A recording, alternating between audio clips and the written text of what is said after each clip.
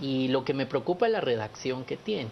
¿Por qué le Creo que preocupa? la redacción podría ser un poco más precisa para efectivamente reconocer lo que ya existe. Es decir, lo que dice parte del texto es que el sistema de justicia puede complementarse con los usos y con las costumbres de los pueblos indígenas en forma coordinada. Y sobre esa base de fortalecer el sistema de justicia, creo que se pudiera mejorar la redacción ¿Cómo lo mejoraría usted? para que no se entienda que es una abstracción de no reconocer a ciertas autoridades del Estado. Y voy a poner un ejemplo. El Ministerio Público. El Ministerio Público tiene la facultad de perseguir mediante acción pública a todo aquel que cometa un delito. Estamos ante una propuesta en que para ciertos delitos el Ministerio Público no va a poder ejercitar su acción, o estamos hablando de un mecanismo complementario de coordinación en ciertas materias en donde hay libertad de poder someterse a esa autoridad y a esa jurisdicción. Es decir, hoy en el occidente del país, para ciertas diferencias, una persona puede tener la elección de someterse a los tribunales de justicia o buscar una autoridad indígena si pertenece a ese pueblo indígena.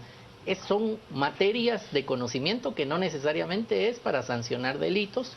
¿O qué delitos? A ver, Estuardo, yo estoy viendo aquí que, en primer lugar, usted no adversa el hecho de que se regule, de que se reconozca la existencia de un sistema de derecho indígena que ya es aplicado por determinadas instituciones en el territorio nacional.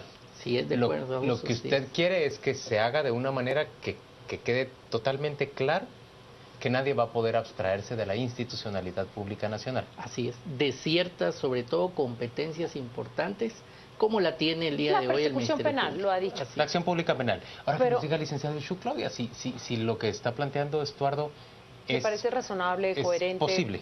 Sí, es posible.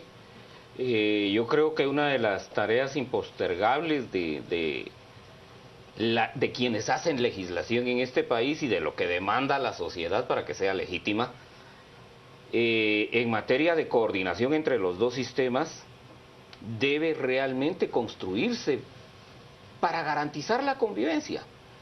Yo le puedo manifestar de manera concreta que en los pueblos indígenas no nos importa tanto si va a ser el juez el que me resuelva. No nos interesa tanto si es la autoridad indígena la que va a resolver. Lo que quiere es una respuesta a ese conflicto, a ese problema que está planteando, que de verdad se resuelva. Es que tenemos, incluso en el léxico jurídico, de determinadas categorías jurídicas, decimos resolución judicial. La pregunta de fondo es, ¿puedo tener un documento de más de 95 o 100 páginas? El asunto es, resuelvo. Le pongo fin al conflicto, porque si no, nos vamos a perder en discusiones academicistas que llegan a la esterilidad. No producimos, no construimos. A mí me parece que el tema de la jurisdicción y de la competencia tiene que ser abordado con el rigor de entender la realidad multicultural guatemalteca. Pero para hacer un ejercicio lejos de esa definición académica, me gustaría que los dos abogados acá hicieran el esfuerzo por ilustrar ¿cómo sería esa convergencia de esos dos sistemas? Entiendo y se ha opinado que se trata de tener ese sistema combinado toda vez se trate de delitos con penas menores. ¿Es así o no es así? Yo entiendo y si que es no. así, por ejemplo, la pregunta aquí es, ¿qué pasaría si se comete un asesinato, un homicidio, y nos encontramos bajo la jurisdicción dual? Bajo un sistema indígena y también bajo el sistema occidental, que es el que se supone que impera en todo el territorio nacional. ¿Qué ocurre con eso? Pues tal vez yo, para ejemplificar, es en el sistema que tenemos hoy unitario, existen materias en las que cualquier ciudadano, no importando su origen racial, étnico, puede decidir someterlas a la justicia ordinaria y a otras que no las puede someter. Es decir, los métodos alternos de resolución de conflictos existen para todos aquellos ámbitos donde hay, digamos, una libre disponibilidad, y la ley dice cuáles no. Y básicamente son las jurisdicciones privativas las que no. Una discusión laboral, pues jurisdicción privativa tribunal laboral, una, digamos, persecución penal tiene su propia autoridad, y las jurisdicciones, digamos, constitucionales y electorales. Son jurisdicciones privativas en las cuales no puede alguien decir no me someto al sistema, sino creo uno independiente. En las demás hay una, digamos, en términos generales, autonomía de la voluntad. En, digamos, los pueblos y comunidades indígenas pueden haber usos y costumbres para resolver conflictos que estén dentro de esas materias en donde hay autonomía de voluntad.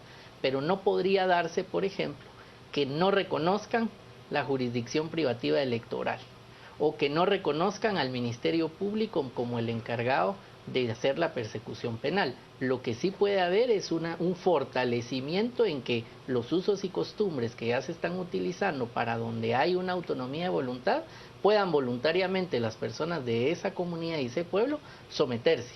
Y básicamente es ahí donde yo veo que necesita clarificarse la redacción, porque si hacemos excepciones de que ciertos delitos pudieran no ser conocidos o investigados por el Ministerio Público, pudiera haber ahí un debilitamiento y no un fortalecimiento del sistema de justicia. ¿De acuerdo, licenciado Xu?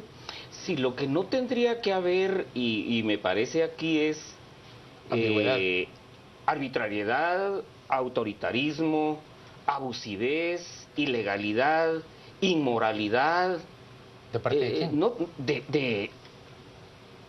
tanto de uno como del otro sistema, porque sistemas jurídicos no hay perfectos. Entonces a mí me parece que sí debe de hacerse un esfuerzo porque coincidamos más, hagamos esfuerzos en las coincidencias que hay en los sistemas, para que, por ejemplo, el tema de la jurisdicción se aborde como debe de ser, el tema de la competencia también lo abordemos con claridad, sí salir un poco del esquema de yo juez, yo operador de justicia, voy a un pueblo indígena y a todos ustedes les enseño.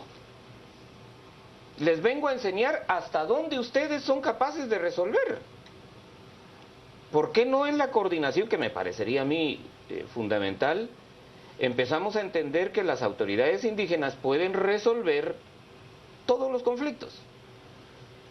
Me parecería que en aquellos en donde hasta el mismo Estado reconoce su incapacidad para poder resolver, pues prestemos colaboración para poder hacer. Muchas gracias, licenciado Xu. Nosotros vamos ahora a un corte comercial, pero quédese con nosotros porque al volver de la pausa comercial seguimos discutiendo este tema.